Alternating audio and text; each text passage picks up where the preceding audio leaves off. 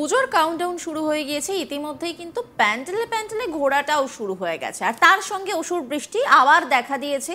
এবার গোটা পুজোটাই কি মাটি হতে চলেছে? মানে হাওয়া অফিস কি বলছে? ইতিমধ্যেই তো সাগরে যে বাংলাদেশ থেকে একটি ঝড় ধেয়ে আসছে তার তো পূর্বাভাস দিয়ে দিয়েছে, নিম্নচাপ গভীর নিম্নচাপে পরিণত হবে তাও জানিয়ে দিয়েছে, কিন্তু সেটা কতদিন? বৃষ্টি মাথায় নিয়েই কি এবারে ঠাকুর দেখতে হবে? এই যে একটা বছরের প্রতীক্ষা, সেই প্রতীক্ষার অবসান বাঙালি মাতোয়ারা রীতিমতো, সেখানে কি অসুর বৃষ্টি থাকছে? একদম শেষ দিন অবধি থাকছে? হাওয়া অফিস কি বলছে? সাগরে বাংলাদেশ থেকে ধেয়ে আসা ঝড়ে কোথায় কবে আঘাত করবে এটাই ভাবাচ্ছে এখন আম জনতাকে। তাহলে কি পুজোয় ভাসবে বাংলা? এটাই এখন লাখ টাকার প্রশ্ন। আবহাওয়ার গতি প্রকৃতি যেদিকে যাচ্ছে তাতে সাধারণ মানুষের মনে আশঙ্কা থাকতেই পারে যে পুজোয় ঝড় বৃষ্টি হবে, কিন্তু হাওয়া অফিস কি বলছে? আবহাওয়া দপ্তরের খবর, দক্ষিণ পূর্ব বাংলাদেশে ঘূর্ণাবর্ত রয়েছে। এই ঘূর্ণাবর্ত থেকে উত্তর আন্দামান সাগর পর্যন্ত একটি অক্ষরেখা তৈরি হয়েছে। ঘূর্ণাবর্ত ও অক্ষরেখার জোড়া প্রভাবে নিম্নচাপ তৈরি হওয়ার আশঙ্কা উত্তর বঙ্গোপসাগরে। এছাড়াও মৌসুমী অক্ষরেখা সক্রিয় উত্তর পূর্ব ভারতে। এই সবের জেরে নিম্নচাপ তৈরি হবে উত্তর বঙ্গোপসাগরে। সমুদ্র উত্তাল থাকার কারণে শুক্রবার পর্যন্ত মৎস্যজীবীদের সমুদ্রে যেতে নিষেধ করা হয়েছে।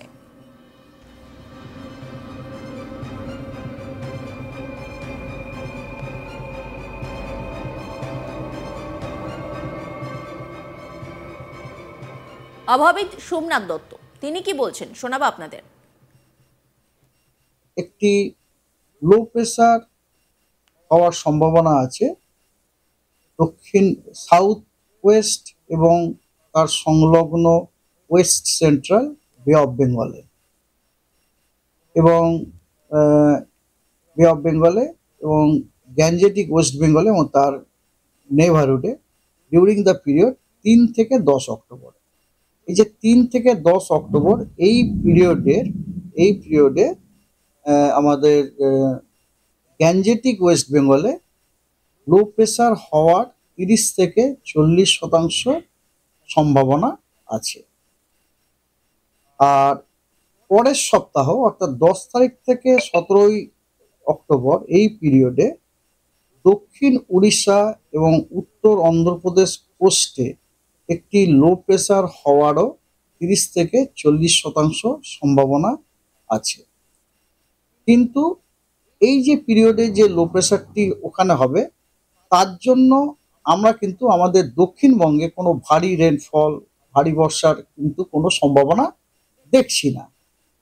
কিন্তু ময়েশ্চার, ওই লো প্রেসারের জন্য যদি ময়েশ্চার ইনকারশন হয় ডিউ টু সাদারলি উইন্ড, তার জন্য হয়তো হালকা মাঝারি ধরনের বৃষ্টিপাত, যেমন যেটা আমি এর আগে বলেছি, হালকা মাঝারি বৃষ্টিপাত কখনো কোনো থান্ডারস্টর্ম হলেও হতে পারে আর।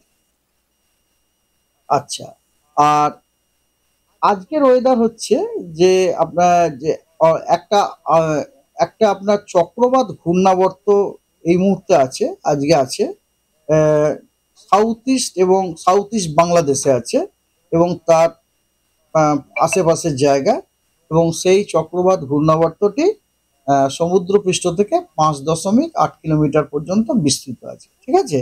এবং এর প্রভাবে আগামীকাল উত্তর বে অফ বেঙ্গলে বঙ্গোপসাগরে এবং তার পার্শ্ববর্তী এলাকাতে একটি নিম্নচাপ ফর্ম হওয়ার সম্ভাবনা আছে।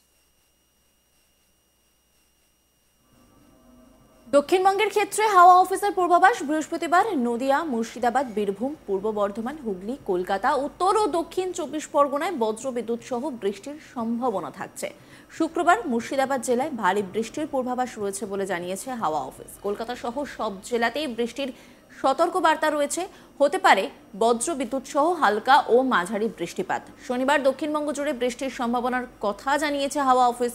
নদিয়া, মুর্শিদাবাদ, বীরভূম, পূর্ব বর্ধমান, হুগলি, উত্তর ও দক্ষিণ 24 পরগনায় বজ্রবিদ্যুৎ সহ বৃষ্টির সম্ভাবনা রয়েছে। একই সঙ্গে রবিবার বৃষ্টির পরিমাণ কিছুটা কমবে, তবে বিক্ষিপ্তভাবে দু একটা জায়গায় হালকা বৃষ্টির সম্ভাবনা ও আংশিক মেঘলা আকাশ থাকবে বলে জানিয়েছে হাওয়া অফিস।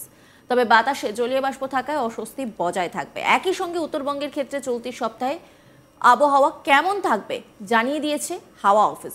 অতি ভারী বৃষ্টি হতে পারে দার্জিলিং ও কালিম্পং এই দুই জেলাতে। একই সঙ্গে ভারী বৃষ্টির সম্ভাবনা। বিক্ষিপ্তভাবে উত্তরবঙ্গের বাকি সব জেলাতেও রয়েছে বৃষ্টির সম্ভাবনা। শুক্রবার অতি ভারী বৃষ্টির সতর্কতা রয়েছে কোচবিহার এবং আলিপুরদুয়ার দুই জেলাতে। ভারী বৃষ্টির সম্ভাবনা রয়েছে দার্জিলিং ও কালিম্পং, জলপাইগুড়িতে। বাকি জেলায় বজ্রবিদ্যুৎ সহ হালকা থেকে মাঝারি বৃষ্টিপাত চলবে বলে জানিয়েছে হাওয়া অফিস। শনিবার আলিপুরদুয়ার, কোচবিহার এবং দক্ষিণ দিনাজপুরে ভারী বৃষ্টির সতর্কবার্তা জারি করা হয়েছে। আর রবিবার থেকে আংশিক মেঘলা আকাশ থাকবে। অবস্থার উন্নতি হতে পারে ধীরে ধীরে। বৃষ্টির পরিমাণও অনেকটাই কমবে বলে জানিয়েছে হাওয়া অফিস। কি বলছেন আবহাওয়াবিদ সোমনাথ দত্ত, শোনাব আপনাদের।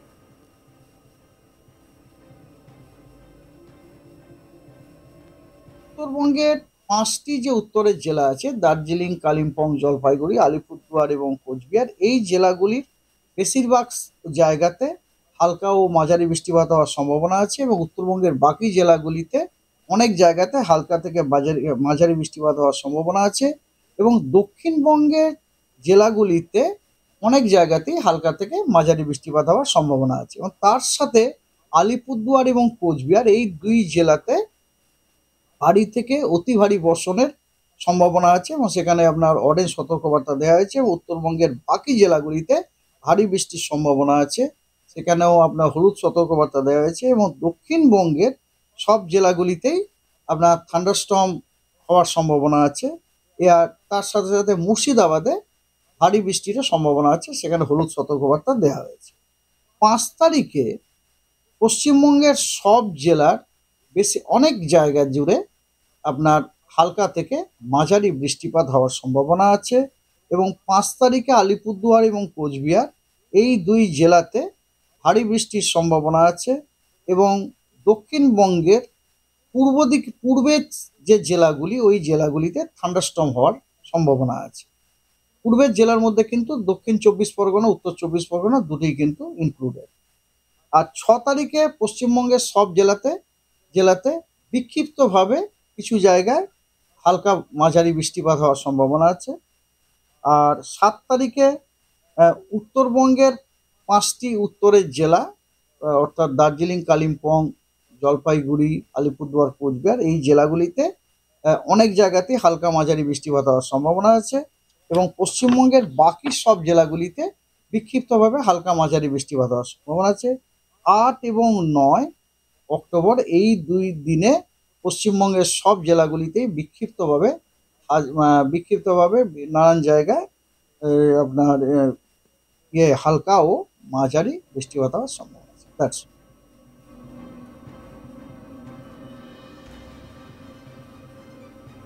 নজর রাখুন আজ তাক বাংলার ইউটিউব স্ট্রিমিংয়ে।